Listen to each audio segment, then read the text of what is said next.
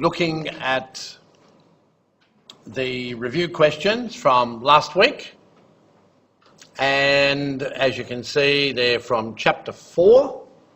So the first one is asking you for the purpose of closing entries, and as you know, the reason why we do closing entries is to close off the temporary accounts. That's our revenue and expense accounts, and we transfer to the P&L summary and then on to retained profits, so that they're all in readiness for the next accounting year. All right, the next one was the problem 4.3, and we had to do the journal entries for this one. So event number 1, hiring a new general manager. Why don't we need a journal entry for that? Can someone tell me? Do you know? Why don't we need a journal entry for hiring a new general manager? No? Okay, what about you? Do you know? Would you already have a general manager? No, that's not the reason. Who else would like to have a go? No one knows. Well, the reason is the hiring does not trigger an accounting entry. All right? The hiring does not trigger an accounting entry. The accounting entry is only when the new general manager actually does some work and he starts to earn his salary. The hiring is not an accounting function. All right, number 2, X receives a bill for $200 from a newspaper for an ad to be run on the 30th of June. Payment is not due for 60 days. So the fact that payment is not due for 60 days is totally irrelevant.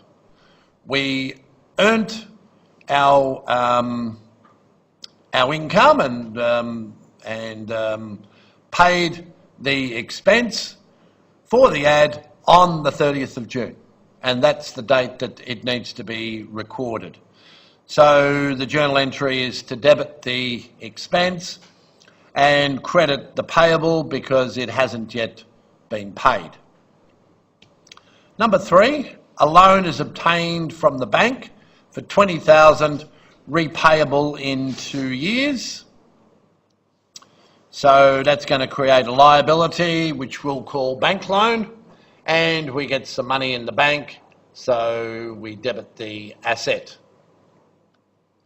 Number 4, the landscaper agrees to improve land owned by the company for $700. Again, why don't we show that in the books? Can you tell me why? No? You'd like to have a go and explain it, would you? Yep. Correct. It's exactly the same as number 1. The transaction hasn't taken place. He hasn't actually done any landscaping. All we've done is formed an agreement for him to do the landscaping, and we've arranged a price for that service. All right, number 5, an order for 900 of merchandise is received from a customer along with a cash deposit. Okay, so for this one, for the cash deposit that he's given us, we need to record that in the books. So that's treated as unearned revenue because he's given us some money in advance of undertaking the works. And we will debit the cash. Then later on, when the work is completed, we will send him the bill and the balance will be paid, the remaining 600. All right, number 6, an insurance premium for the coverage of the period 1 July to the 30th of June is paid in cash. So this one is an advance payment because you always pay your insurance ahead of time, and we will debit that as a prepaid asset and credit the cash. And finally, the company places an order for supplies for $2,000. Again, no transaction has taken place because the supplies have not been delivered. It's only once they get delivered that it triggers a transaction.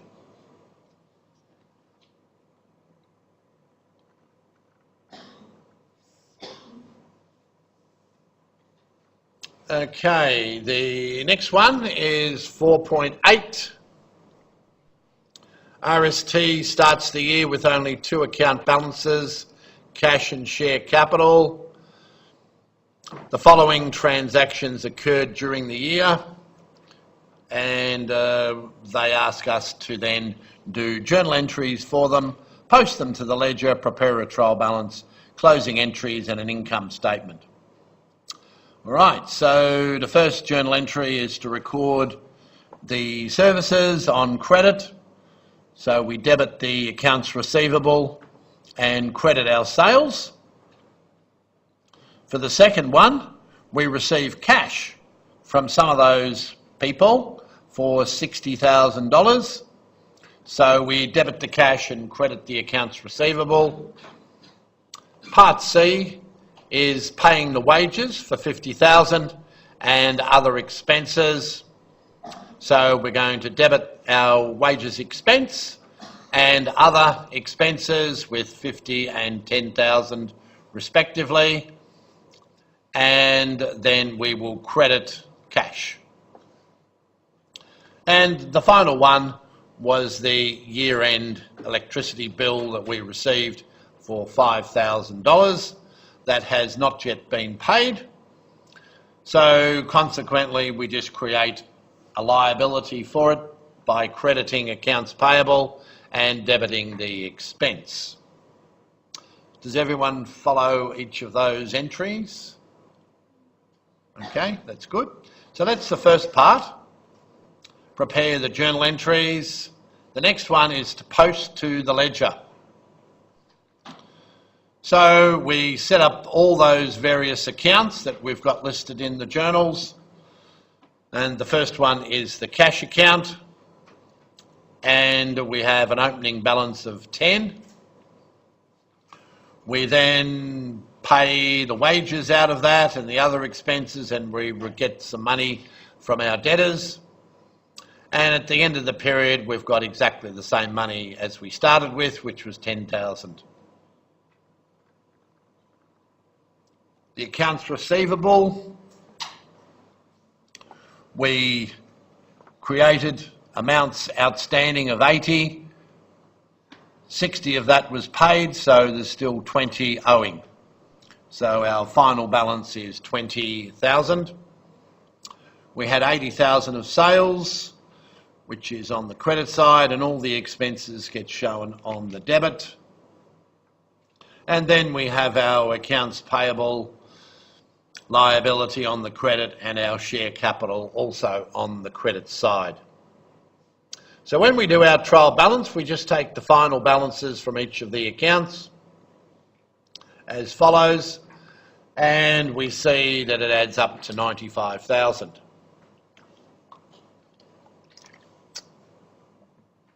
So we know we're going well, everything is in balance.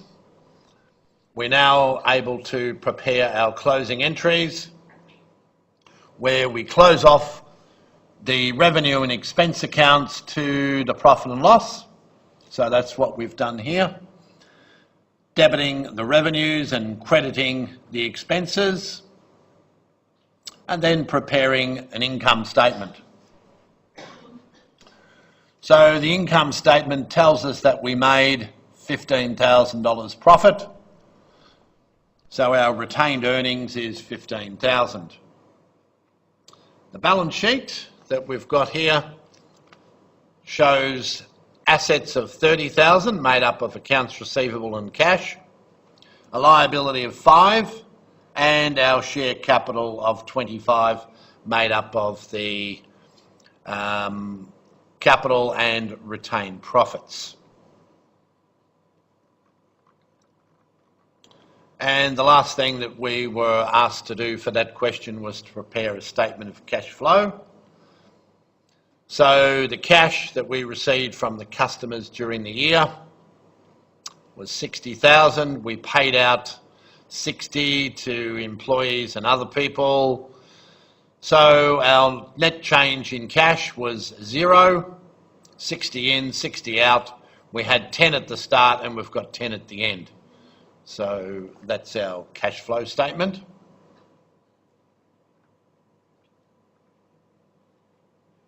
All right, the next question was number 17. And this one, we were given a pre-closing trial balance for Jones, and we had to do the closing entries. So it's a matter of looking at the items in the trial balance and identify which ones we need to do closing entries for.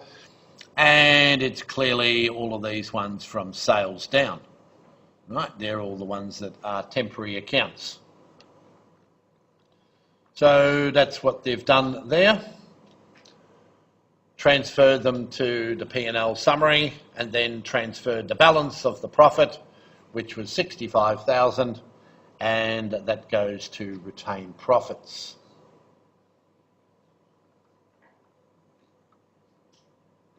All right, the other chapter that we focused on last week was chapter 5, and we had a few discussion questions there. The first one was asking you the purpose of accrual accounting.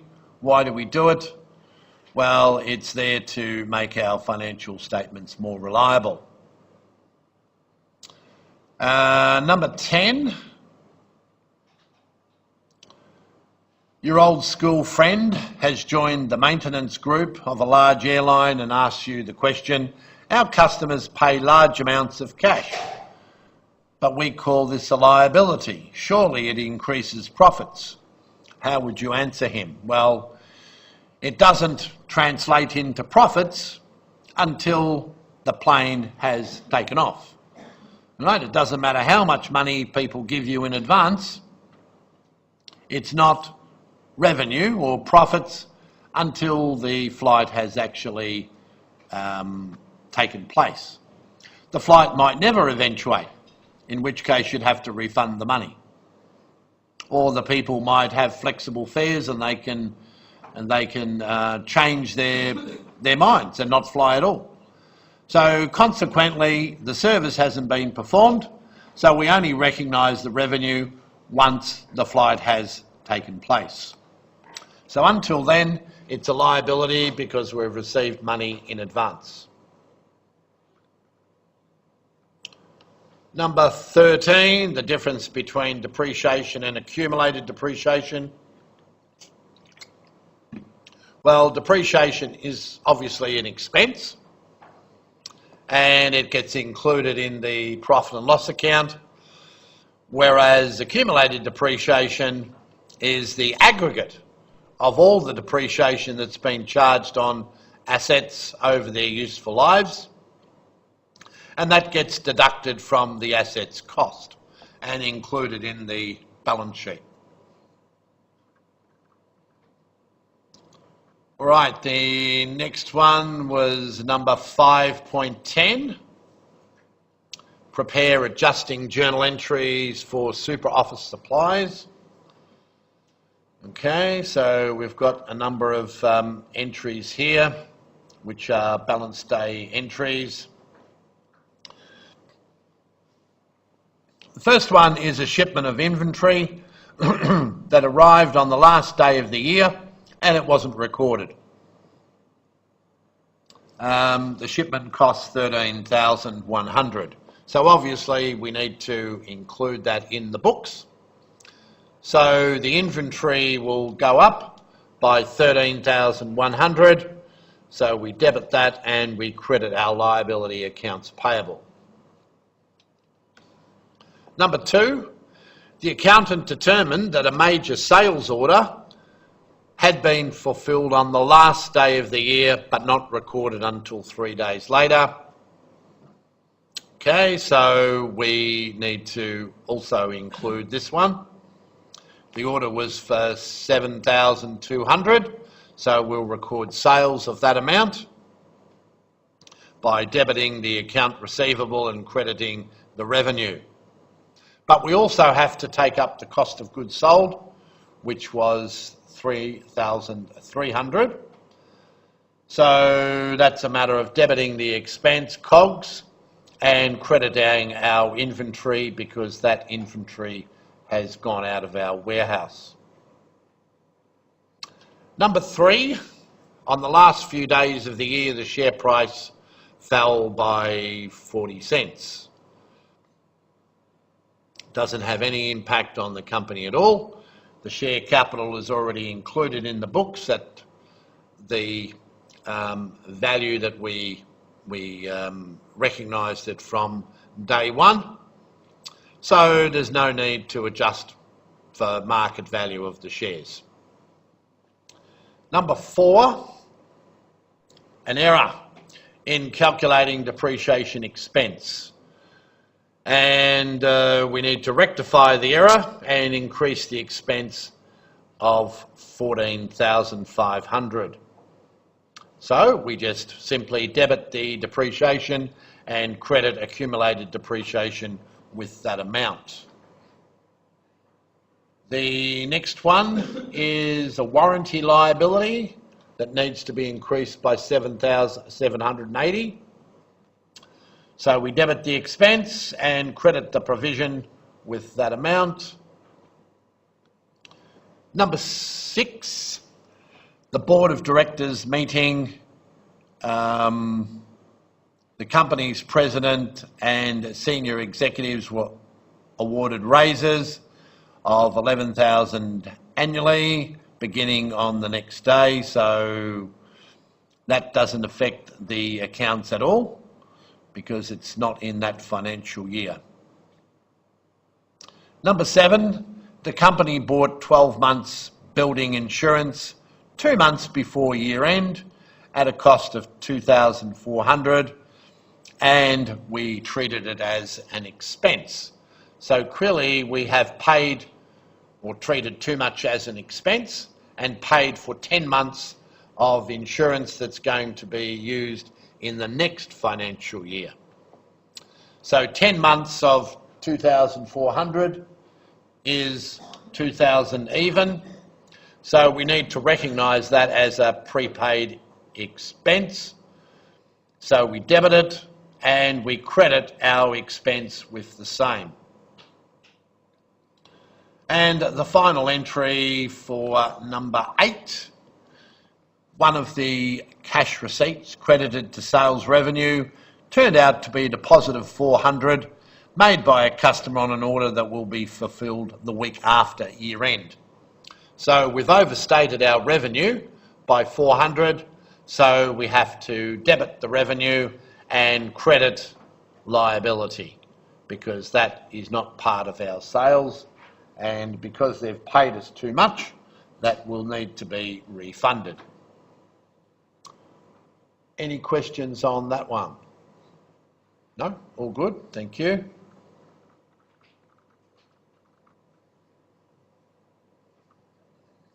All right, the next one is problem 512, adjusting for accrual expenses.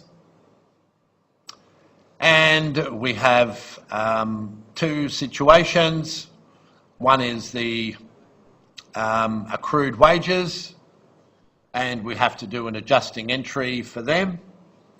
And the second one is a bank loan with interest, and again we have to do journal entries for them. So looking at the first scenario, it's a 5-day working week and the weekly wages are 115,000. They get paid on Friday and we assume that the year end is falling on a Thursday. So therefore there is some of the wages not paid at year end. Right, so we've got 1 day of wages that is outstanding. So it's a matter of dividing 5 into 115,000, and we get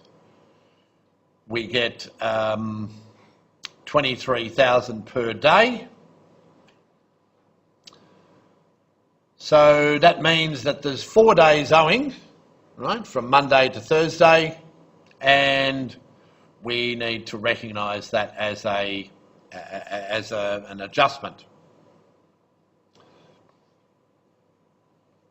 So we debit the expense and credit the wages payable. Right, part B. Assuming no adjusting entry was made, what would be the impact on profit?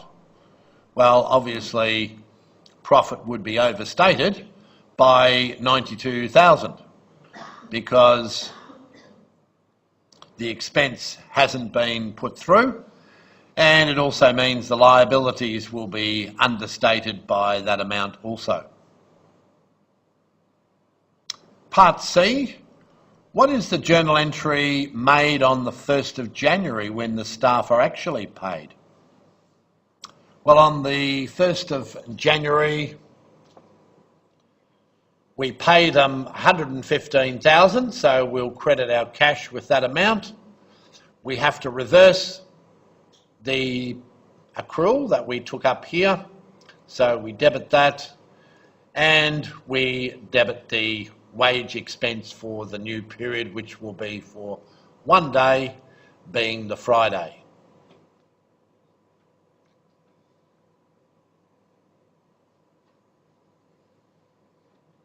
All right, number 2.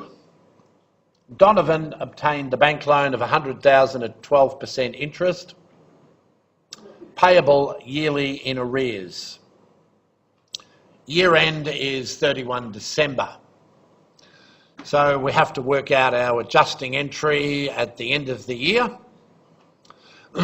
So this is for 6 months. So obviously 12% of 100,000 is 12,000. Half of that is 6,000. So that's our interest expense that we need to record up until the 31st of December. So we record that expense there and credit our interest payable. B says the accountant forgets to prepare the above entry. What effect will this have on the financial statements? Well, it means that the expenses will be understated, and that means the profit will be overstated, and our liabilities will also be understated by 6,000. And the last one is the journal entry for the beginning of the new year when the first interest payment is made. So we'll have a further 6 months interest that needs to be taken up.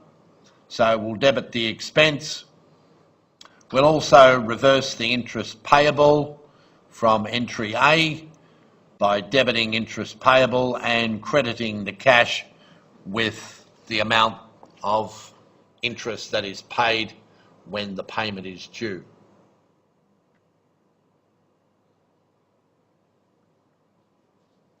All right, and the final one that we'll talk about is problem 516, adjusting entry for prepaid expense.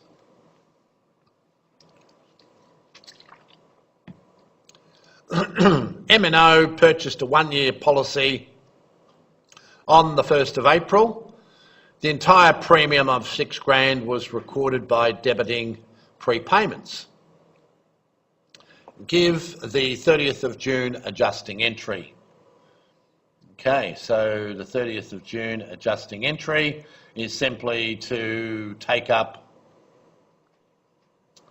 3 months, because we've got for April, May and June, 3 months or a quarter of the year, So a quarter of 6,000 is 1,500. So we debit the expense, 1,500, and credit the prepayment. The next entry, what amount would be reported in the balance sheet? So the amount that would be reported would be the 9 months that are still yet to be used up, which is 4,500. Number 3, if no adjusting entry was made, how much profit would be overstated and how much assets? Well, that would be the 1,500. Profit would be overstated by that amount and assets likewise. Question 4, what is your adjusting entry to question 1 if the premium of 6,000 was recorded by debiting insurance expense? So that means we've recorded too much expense. So we'd have to adjust our expense by crediting it with 4,500 and creating a prepayment of the same.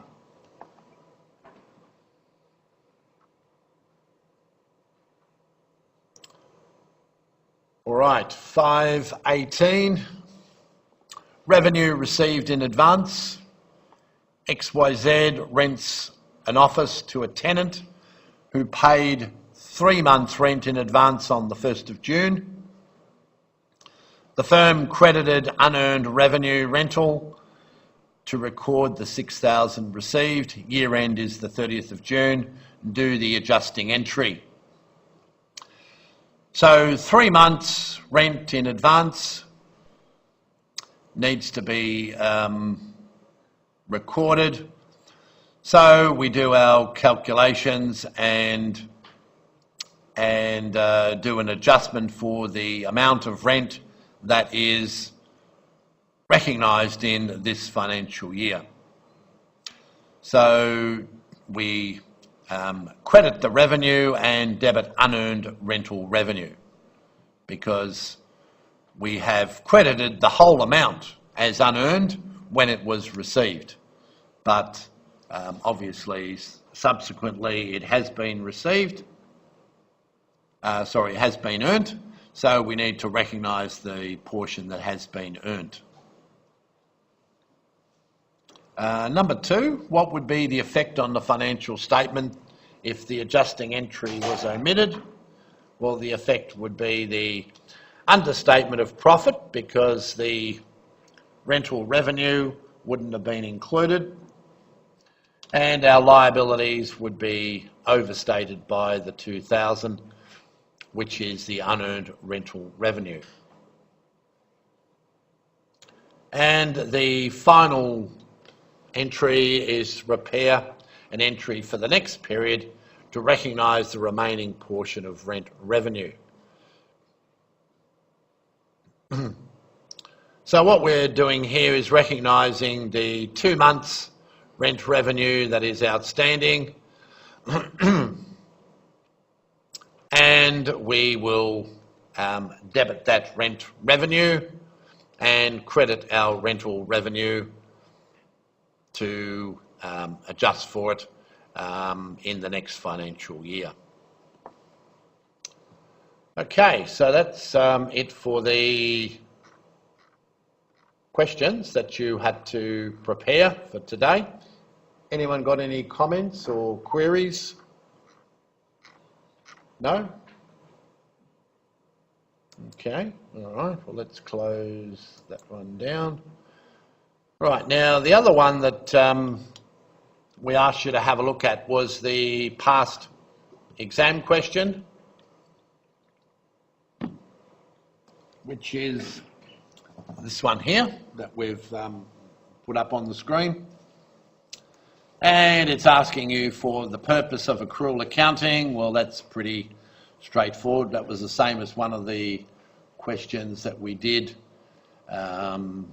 in today's questions out of the book, so we don't really need to go through that. Part 2, doing adjusting entries, right? Very similar to what we've done.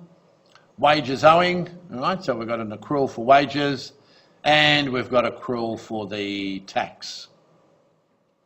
We've got a prepaid insurance premium, and we've got some cash advance that we need to recognise, and also some billings. So let's have a look at the, where is the,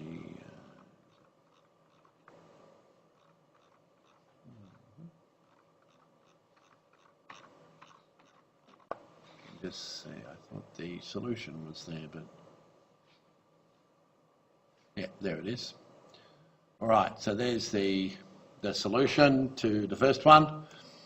The purpose of accrual adjustments, all right, what we said before. The adjusting entries for the first one, which was the wages, we have to recognise the wages expense and the wages that are owing, which is 38,000, and the amount that's owed to the tax office, which is 12,000. Part B, to adjust for the insurance expense, we've got 2 months that we need to recognise. So the prepaid portion needs to be reduced by 2 months. The total insurance expense was 5,400, so 1/6 of that is 900, so that's the amount of expense that we need to recognise, and we reduce the prepayment by the same. For the unearned construction revenue, we are told that 40% of it is recognised as received. So 40% of 500,000 is 200,000. So we can treat 200,000 as revenue and recognise the other as revenue received in advance, which needs to be reduced. And the final one was the construction revenue, which was 30,000. So we're creating a revenue receivable or asset for that amount and recognising the revenue in the accounts as well.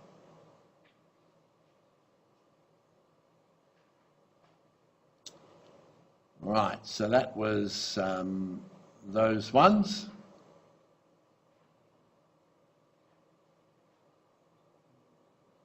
All right, the next past exam question was this one here.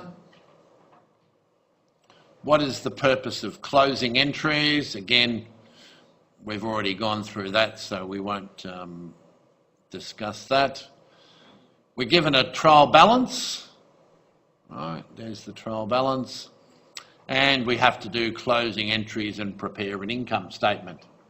So that's pretty straightforward. The closing entries are only for these items down: service revenue, interest revenue, salaries and rent.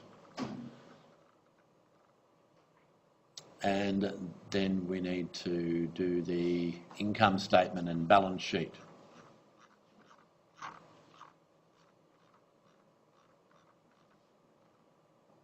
Okay, so there's our journal entries to record those items in the profit and loss summary account and transferring the net amount to the retained profits.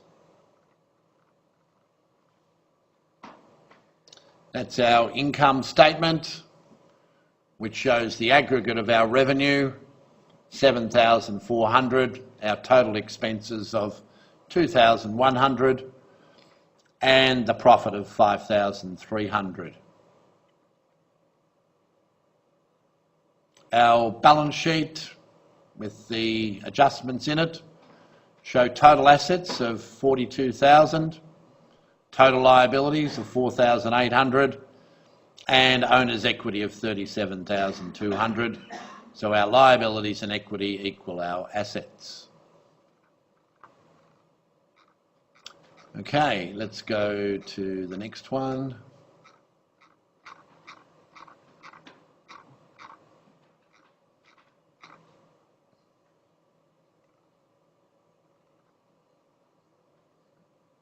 All right, the next one is asking us to do adjusting entries, and we have to work out the over or under statement of profit for each one if they were omitted. Again, very similar to the questions that we did in this week's homework. So the first one is the depreciation. Obviously, we need to recognise the expense and the accumulated depreciation for that. The 3 months rent that's paid in advance, we have to recognise that as an asset and then adjust for 1 month because we're doing the journal entries at the 30th of April, so we've got 1 month in advance to adjust. So we reduce that figure by 1 month, which is 1/3, or $1,200. This one here is an adjustment to the interest. It says interest revenue is accounted for on a monthly basis and it's actually paid at the end of June. Okay, so we extracted this data from the 30th of April. So we've got 2 months that we need to record the interest for on that balance of the investment. And the next one is the salaries. We've got 4 days owing, and that means we take 4/5 of the payroll of 6,500 and recognise it as an accrual. And the last one is the unearned service revenue, which we need to create a liability for 2,600. So let's quickly look at the solutions for those.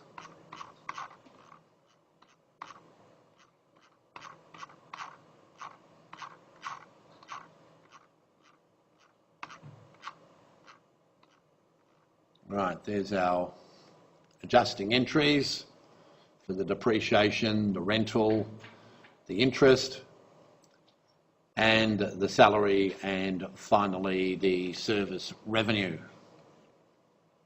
So for each of them, to work out the profit that's overstated, we look here, we can see there, it would be 1,000 expense that wouldn't have been charged, another 1,200 expense that wouldn't be charged, $500 worth of revenue that wouldn't be charged, so that's a minus, another 5,200 of expenses, and another $2,600 worth of revenue. So adding all those up, it comes to a net position of 4,300 profit overstatement.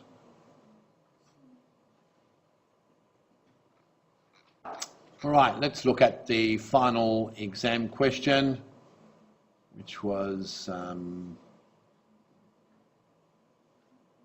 number 4. Here we go.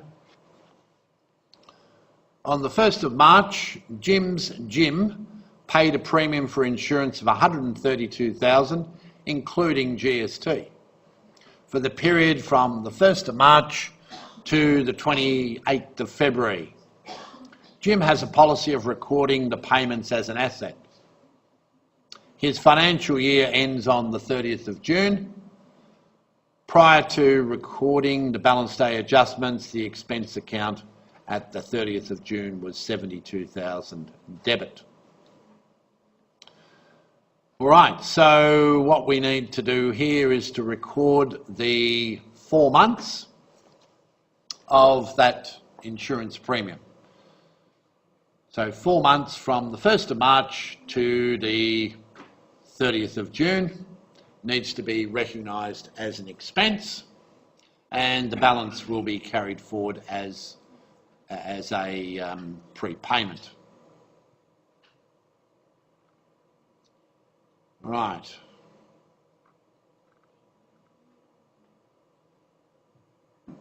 So let's look at our answer to that one.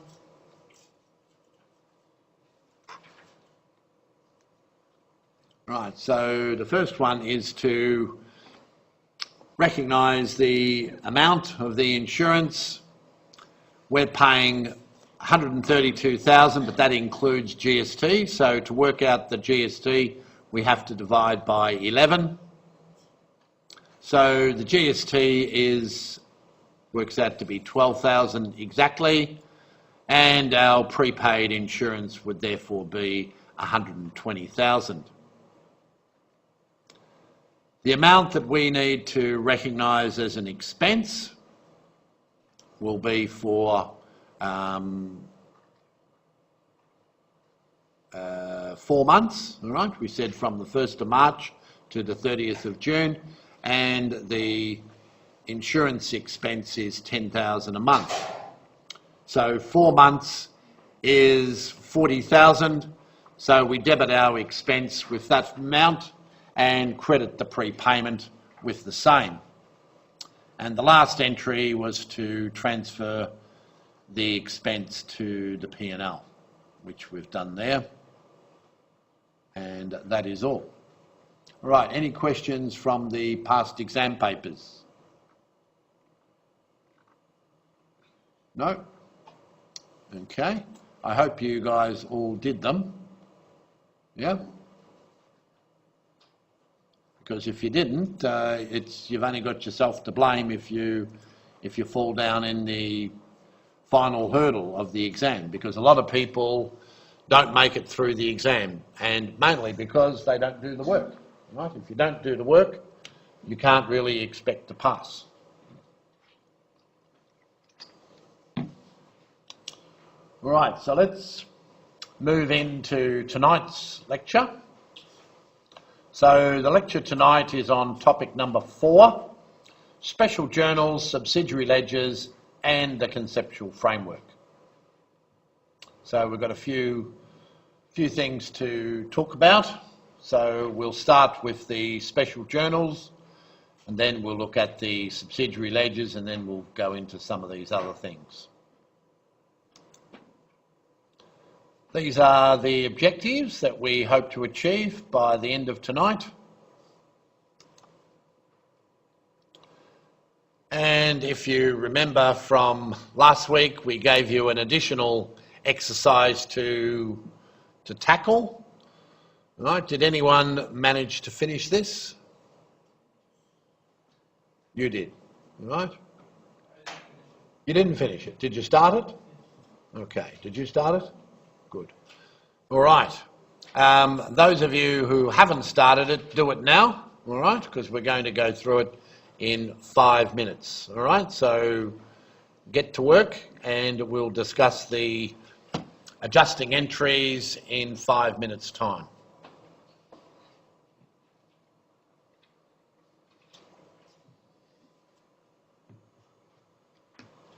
Who has the attendance record? Where is that at the moment? Someone must have it. Who hasn't ticked their name off yet? Quite a lot of people, all right? So have you got it over there or not? No? You have? I'm asking who's got it, and you've got it, all right? So can you pass it to the people over here, please? Yeah.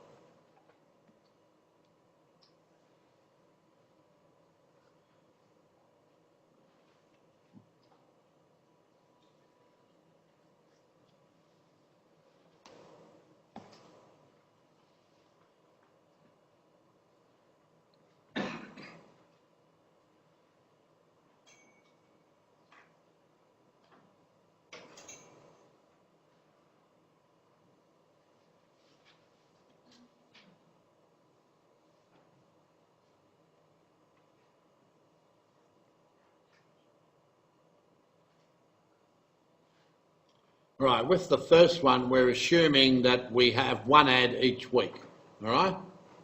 One ad each week. So you need to work out how much is going to be prepaid in the next financial year and how much will be taken up in this financial year.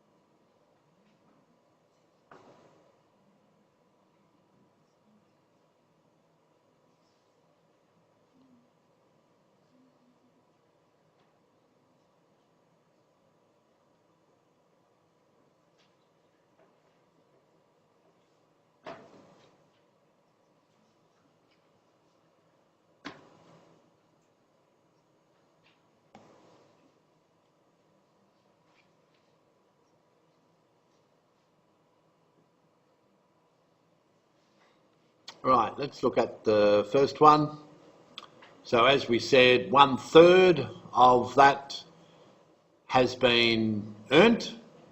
So 1/3 of 12,000 is 4,000.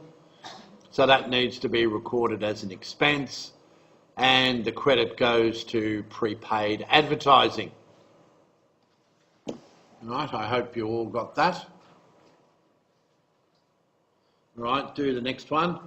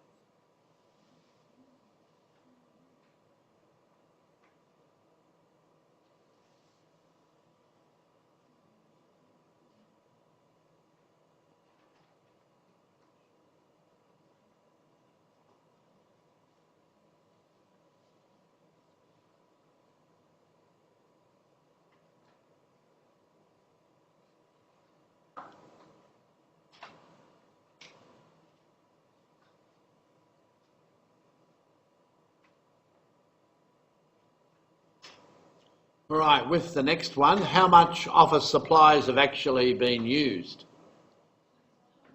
How many thousand? 1,000, right. So we had 4,000 at the start. We purchased another 3. And then we've got 2,000 on hand at the end of the year.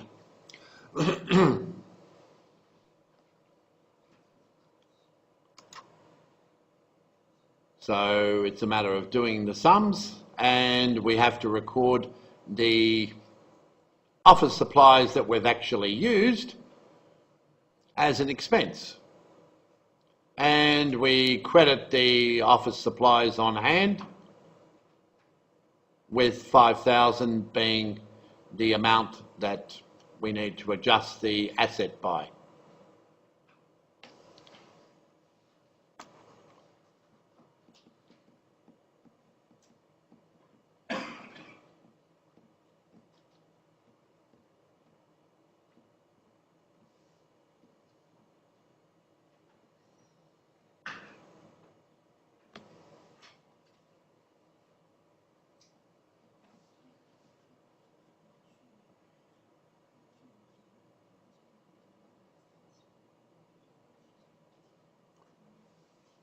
Okay, and number 3, consulting advice to Dayani Enterprises at the end of June, but we didn't record the service for 4,000. Right, what do we need to do for that one? Recognise it as an account receivable and revenue. All right.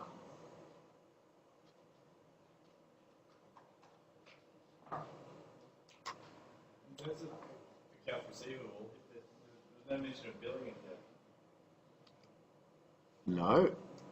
Hang on, let's go back to the previous one. There we go.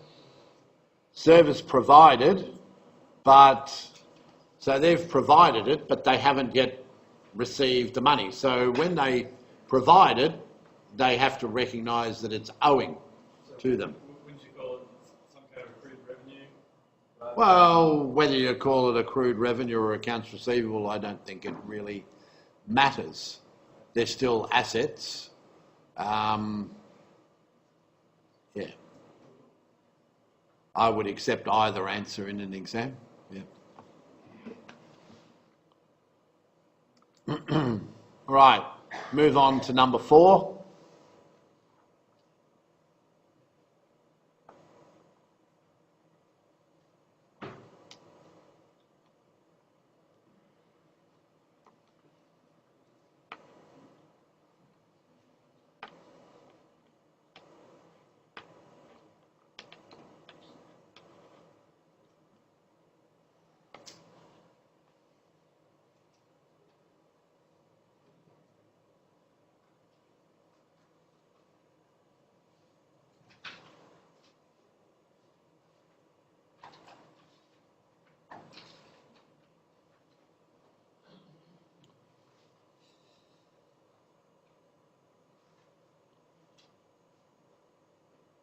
So number 4 is very straightforward. It's just a matter of recognising the expense for the depreciation for the year.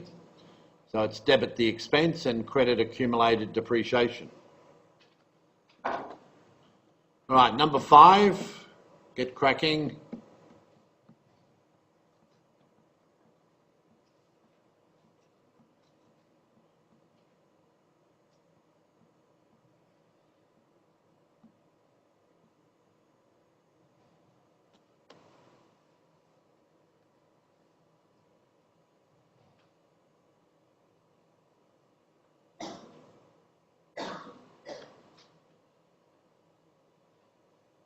Yeah. Which one?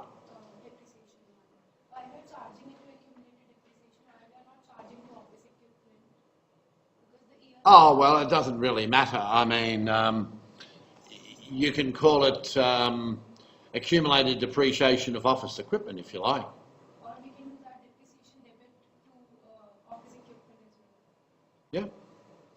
Yeah. Yeah, it doesn't really matter. I mean, the general phrase is depreciation, but if you want to call it office equipment depreciation, that's fine. But you don't really need to distinguish between different types of depreciation. The only thing that you need to distinguish is the accumulated depreciation. If you've got a number of accumulated depreciations, you should show what the nature of the asset is. For example, this one they probably should have said office equipment. And if there was depreciation for a car, that's a accumulated depreciation motor vehicle. Yeah? Why don't we credit office equipment? Because that's not the way we do it in Australia, all right? We always take it to the accumulated depreciation account, which then comes off the asset, in this case, office equipment, all right? We used to do that in India. We charge it to office equipment account, we deduct depreciation from the office equipment. And you don't have an accumulated depreciation account? Okay, all right. Well, that's a bit different in Australia. Unfortunately, if you're in Australia, you have to do as the Australians.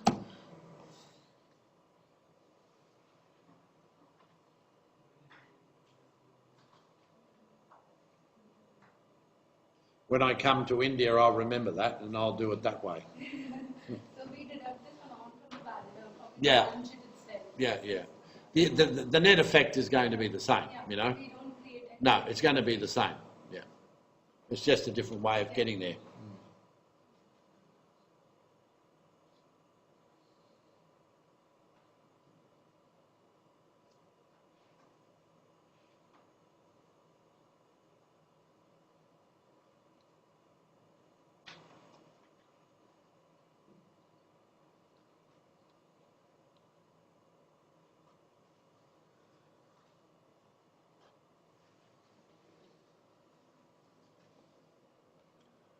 All right, you should have done the next one. So for this one, we have to recognise the 8,000 as income, and the other amount, the balance, is unearned revenue.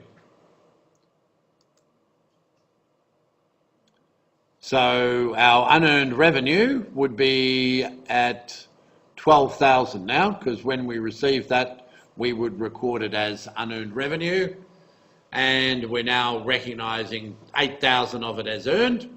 So we're reducing our unearned revenue to 12,000 and we're taking up 8,000 of income.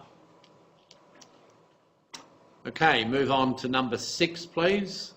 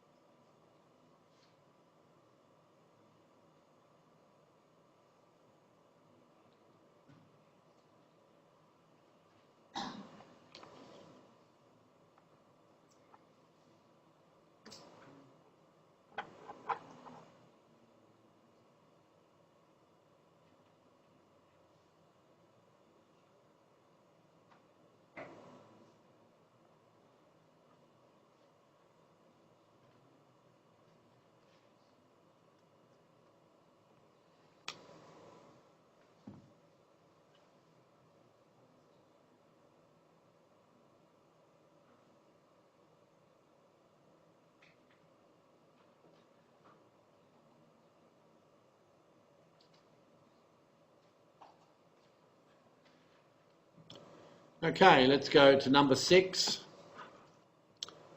So this one, it's about recording the interest.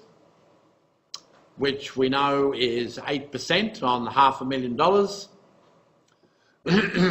and it is payable quarterly. So we need to work out the amount of interest that is outstanding. We know that it's been paid up until the 1st of May, but we're recording this at the 30th of June, so we've got 2 months outstanding. So 2 months at 8% on $500,000 works out to be 6,667, rounded to the nearest dollar, and we credit the liability interest payable.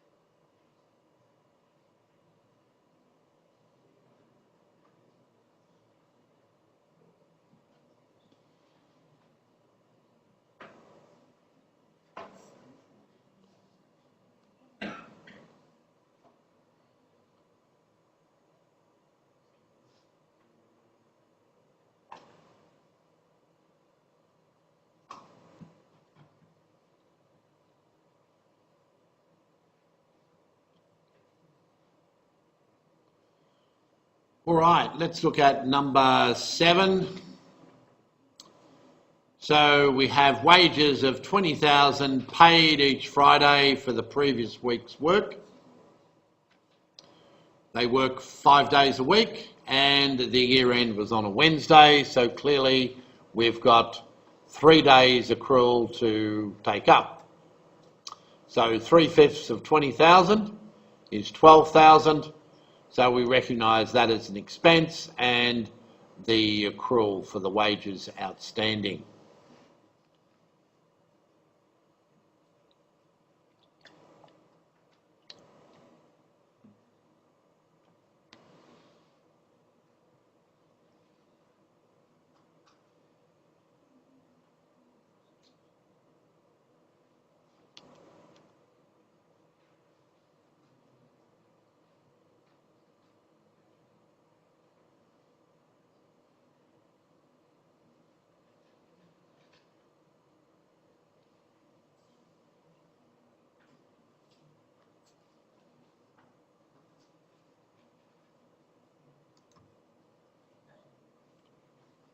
Okay, so before we get into tonight's topic, we'll have a short break. So it's 6:10 now.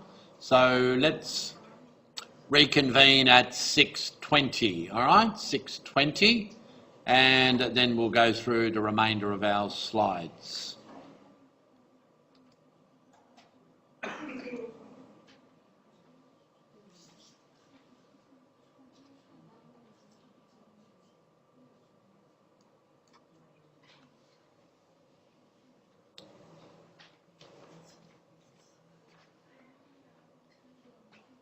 Yep. In the 6th entry, Mm-hmm. so we have done interest expense to interest payable. Yeah, that's fine. But they've already paid it on 1st May. Mm-hmm. So So there's 2 months outstanding, isn't there? No, we already paid it on May. Yeah, correct. And For we're the doing it up quarter- until For June. the quarter, May, June and July. Well, let's go back to the thing. So I want to just check the actual question. This one, right? It's paid to the 1st of May, Yeah. right? So you've got 2 months outstanding. haven't you? Is Right? it outstanding or we have paid it for the... No, you've only paid up until the 1st of May. And we're doing this at the 30th of June. Right? So we have not paid for this quarter. We have not, no, not that quarter. No. We haven't paid, yeah, because July is in the next period, yeah. So it's only that and that. So it's only 2 months. 2 months we have to accrue because we're doing the accounts for 30th of June. So we've got May and June to accrue for interest, right? You understand? Yeah. Maybe you just misinterpreted. Yeah, a little bit confusing because you do it a different way, and maybe the wording of it is a little bit different to what you're used to. The contract is the same, but it's just the way it's expressed. Yeah. Yeah, that's all right. I'm sure you'll get used to it. Okay, no problem.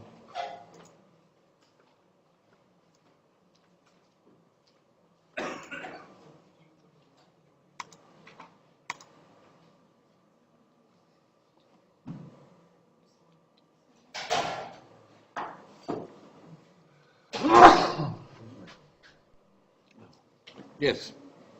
This question,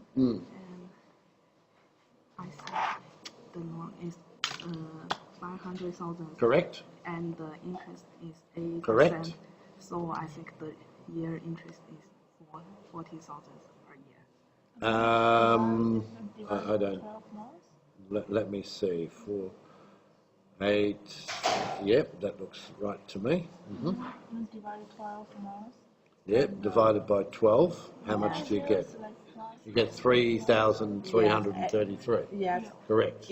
Each month is 3,300. Yeah. So 2 months is that much. But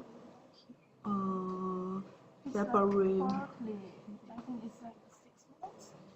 Yes, what are you talking quarterly is Quarterly is 3 months. 3 months. Yeah. And 3 months is 9,000.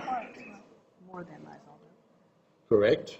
But the It's answer- 10,000. Yeah. Yeah, but the answer is Yeah, but it's not for 3 months. It's only 2 months. why only 2 months? Why only? Because we've already paid it to the beginning of May. Yeah. So at the 30th of June, we have the interest for May and June. Oh, so it's not about the February. No, it's nothing about that. No, because that's already been paid. We're recording what hasn't been paid. Right? No worries. Yep. What's your question? I don't know what's different between earned wage and the wage payable. Nothing. Nothing. They're both the same. You can use them interchangeably. Right? No problem. And advertisement payable, can I use this advertisement? Prepaid advertisement. Is that what you want to use? Prepaid must first. Oh, I see. You want to change the order of them. Yes. Yeah, that's all right. Yeah, that's fine. Yeah, no problem. Yeah. Yeah, he's finished now. Yeah. I have a question. My answer is yes. So, Right. So you just want to check to see if it's right. I'm right? Well, yeah, he had the same question. Yeah. It doesn't matter how you call it. You can call it advertisement prepaid or prepaid advertising. They're exactly the same. All right. Same. That's more conventional, what we use. But maybe in your country you do it the other way, do you? Yeah, okay, well that's fine. It's the same thing. And This one, you understand this one, do you? Yes. Yep, okay, and this one. Unearned service revenue instead of unearned consulting revenue, no problem. no problem? That's fine, yep, Fine. doesn't matter what you call it there. okay, Yep, that's good. Okay. And this one's okay? Yeah? Yes. You understand now why it's that much? Yep. Okay. All right, just semantics. You know what semantics is? And this is... Yeah, that's someone the asked me same. that the same as well. Oh, Yeah. okay. Semantics, Thank you. just a different term, but it means the same. All right? Okay, good. Yeah, you got something else? Yes. Yep. I don't know why is return profit is 35,000. Where is this Which question was this? This wasn't one we did for today, was it? This was. This choose 35,000. Yeah, but what was the question? Can I have a look at the question? Have a look at the question, because this I think was from last week, wasn't it? Yeah, right. Dividend of 35,000 was declared and paid, and there's nothing about 30,000, is there? No. Yep. Okay, we'll go to the answer. Right, here we go. Right, so that's right. Dividend payable. Yep, that's right. So effectively, what we're doing. We're taking the dividend out of retained profits and paying it through cash, right? Yes. So our bank account's going down, and the dividend payable is debited and credited with the same amount. Yes. So all this guy is saying is that to simplify the journal entry, we can just have a debit to retained profits and a credit to cash, but the amount is incorrect. It should be 35,000. All right? Do you understand now? Yes. Yeah. I just had to check the question to make sure there wasn't a mistake, right? But it seems like it's a mistake in the solution. Yeah. Okay? No worries.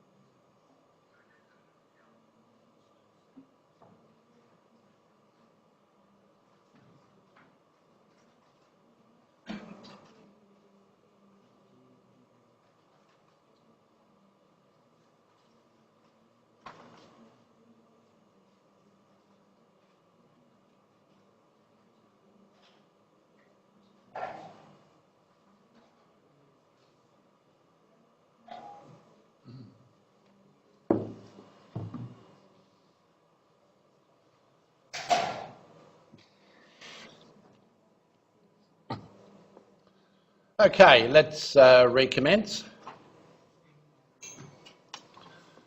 So before the break we got up to special journals, and we can say that special journals are used because what we want to achieve with the special journal is to take some of those transactions out of the general journal and post them into something that is easier to find and more relevant. So the general journal previously was, we were recording everything. Any adjustment, any transaction was going through the general journal. That's fine if you've got a very small business and you don't have many transactions. But if you've got a lot of transactions and many are similar, then it makes sense to group them together and put them into a particular journal by that name. And we're going to have a look at some of those special journals tonight. Now, the main benefits of this are to reduce clutter in the general journal and make the whole process more efficient. These are the special journals that we'll be looking at in this course. The sales journal, where we're going to record our credit sales.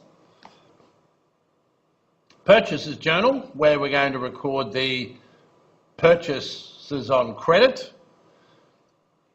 And the cash receipts, where we're going to record the cash sales and any other receipts that we receive for cash. And the cash payments journal, where we'll record things that we pay on credit. So in this course, we're only going to use those ones. In business, companies use a lot more than that, all right? They might have one for payroll, they might have one for purchase returns, sales returns, inventory, you know, all sorts of different special journals. But we want to just keep it simple, so we're just going to use those four.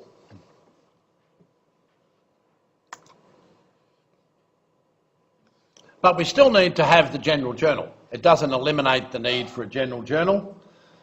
We'll still use that because all we're doing is taking out these transactions that affect these things and putting them in respective journals, because these are things that are more common.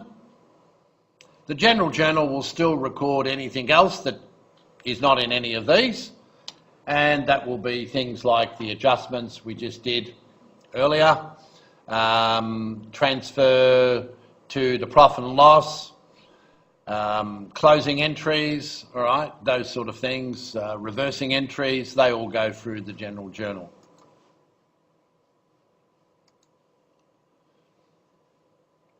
We'll also do depreciation and other credit transactions not relating to inventory, such as purchase of equipment. So the other thing that we're going to introduce tonight is the subsidiary ledgers and control accounts. So these are breaking down the transactions by account. So instead of treating the sales as one big amount, we're breaking it down into who the sales were for. And that way we can keep a track of our debtors and creditors. And that's what our subsidiary ledgers are for, to give us more detailed information about the debtors and the creditors. And again, we can have subsidiary ledgers for all sorts of other things, like our inventory or our payroll. But in this course, we're just simplifying it and keeping it to debtors and creditors, or accounts receivable and accounts payable.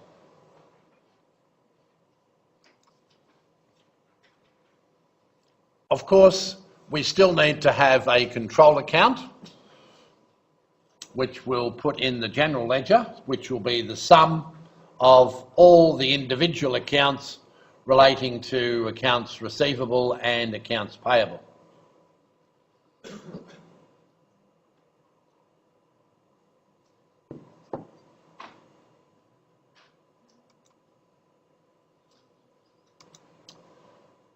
So we have a separate account for each debtor, a separate account for each creditor.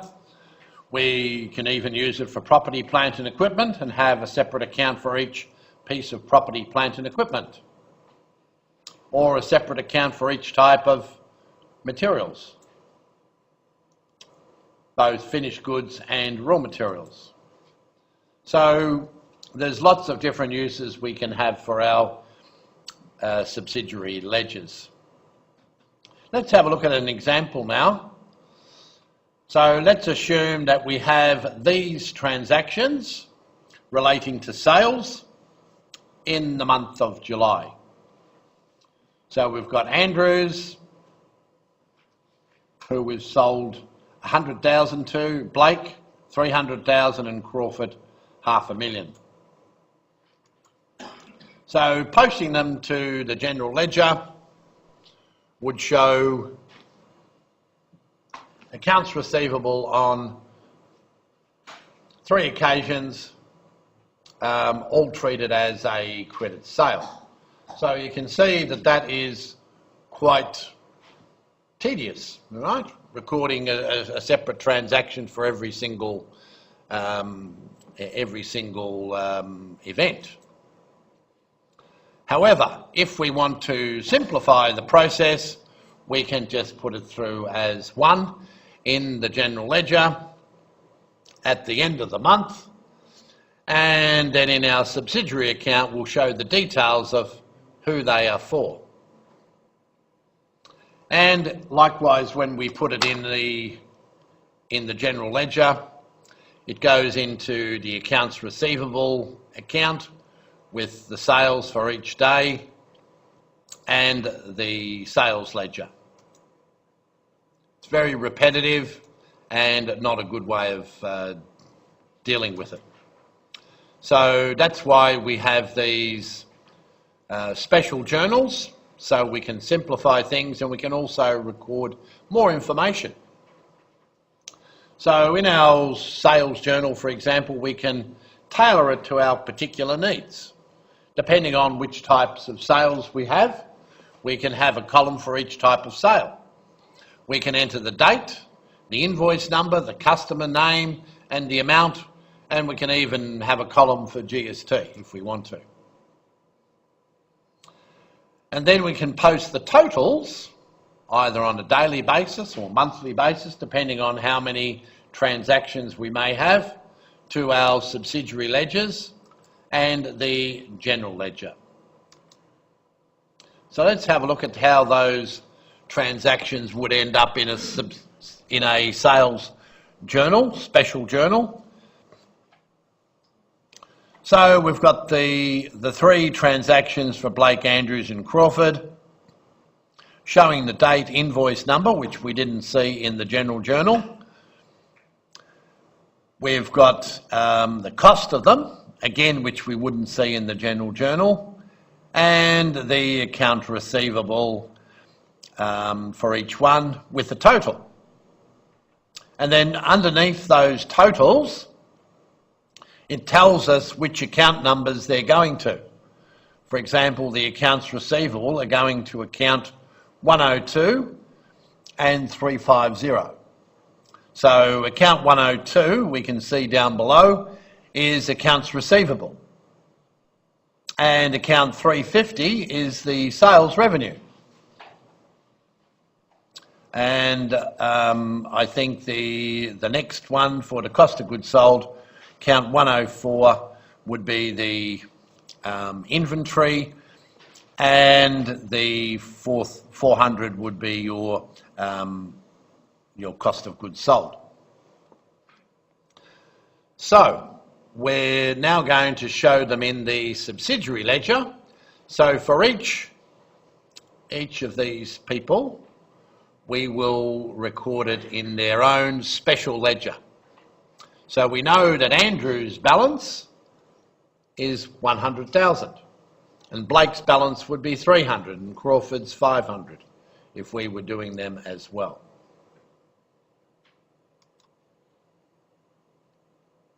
So in the debtors control, which shows the aggregate of all the subsidiary balances, we've got the 900,000, and then it's broken down in the subsidiary ledger to each of the customers.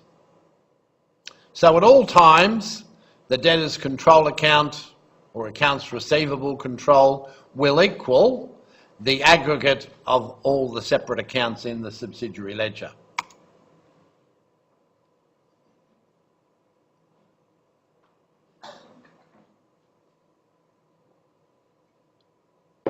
All right, the next thing is the purchaser's journal. Same story. We record purchases of inventory on credit, and we can again include a lot more information than we did in the general journal. Things like the date, the supplier's name, credit terms, and the amount of the purchase are just some of the things that we can include. And we can also post those totals, daily or weekly, whenever we want to do it, to the subsidiary ledgers. And then at the end of the month, post them to the general ledger. So looking at the purchase journal, let's assume that we've got 3 transactions from Renton, Quincy and Lemon. And they're for 1,400, 320 and 3,500 respectively. So the aggregate is 5,220. So we have also got our terms there. And I think I went through the terms last week. Can someone tell me what N30 means? It's all due within 30 days. Correct. And what does 210 mean? Pardon? Discount, which is 2% if you pay in 10 days. Yep, correct. Okay, so we've got all that information there. And underneath that, we've got the accounts that they go to from the chart of accounts. Account 104 is the inventory, and account 200 is the accounts payable control account. So those totals go into those respective accounts. Obviously, we're debiting the inventory because the stock is coming into our warehouse, and we're raising a liability for the amount that we need to pay for it. And that accounts payable control account is broken up in 3 parts: to Renton, Quincy and Lemon, and each has their own individual total. So in the subsidiary ledger, which is a part of the general ledger, we will show a breakdown of this balance among the 3 creditors. So in our general ledger, we've got the full amount, and in the subsidiary ledgers, we've got the individual amounts. If we add them up, they would equal the total of the creditors' control or accounts payable control. All right, the third one that we're looking at tonight is the cash receipts journal. So this is recording all cash inflow. Anything that relates to cash, cash sales, cash interest, cash dividends, anything, all goes through the cash receipts journal. And we can also have a column for subsidiary ledger. So if a debtor has paid us, we will be able to record who it is and adjust our subsidiary ledger accordingly. And of course, at the end of the month, we can post the totals from this journal as well into the general ledger.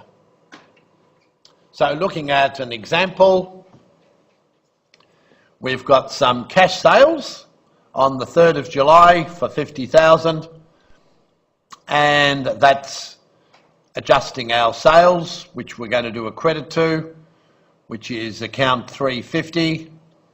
We've also got some cash coming into our bank account, the total of which is 640,000, and that's going into account 101, which is cash at bank. We're giving customer Crawford a discount because he paid us in 10 days. So he's getting his 2%, which works out to be 10,000. So the discount allowed is an expense, right? It's treated as an expense, and the account number for that is 478. And we've also got a column for accounts receivable, which is for our credit sales, and for this month they total 600,000. And the debtors account is 102. So we can see here the subsidiary ledger for Andrews, for example. We had 100,000 come in when we made a sale, and then when he paid some 9 days later, there's 100,000 being credited against that balance, so his current balance is nil. The same would be said of Crawford, because I think from memory his balance was 500,000, and he's paid in full as well. So his balance would also be nil. So in our general ledger we show the aggregate of the cash, discount allowed, cash sales, and our accounts receivable. As we had already had sales of 900,000 on credit, we add the cash sales to them. So our now total sales are 950,000. And looking at the debtors control account, we can see that the two payments for Andrews and Crawford are coming off the debtors control. So the only person that hasn't paid us is Blake. So his amount is still outstanding. The other two, Crawford and Andrews, have nil balances.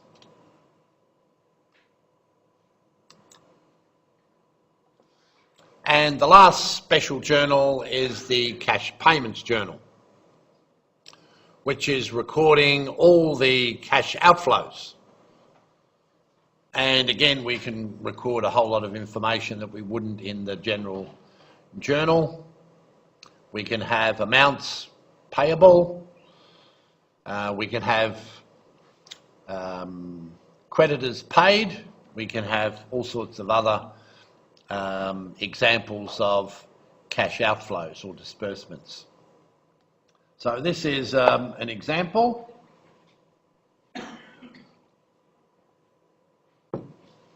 We've got salaries, telephone and Lemon, who we made some purchases from. We're recording the accounts, we're recording the check numbers, we're recording the general ledger accounts that we're going to put them to. And you can see there that we've got cash at bank, discount received, salaries and other accounts, and of course our accounts payable.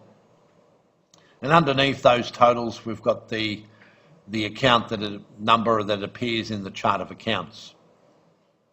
So in the case of Lemon, we had purchased $3,500 worth of goods from Lemon, and now within 10 days we're paying him in full, and he's giving us a small discount of $70, which we treat as revenue.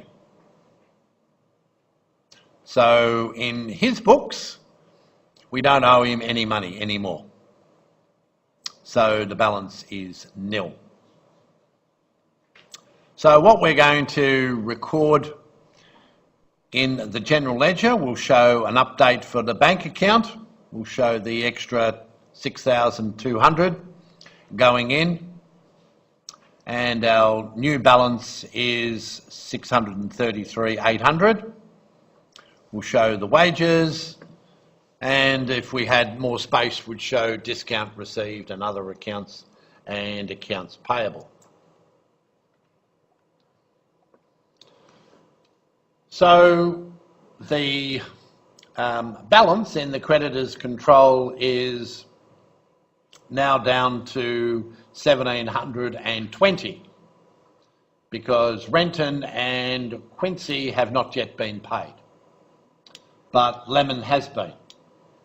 So the amount outstanding to our creditors is reduced by what we paid Lemon, less the discount, and the only amounts outstanding are for these two.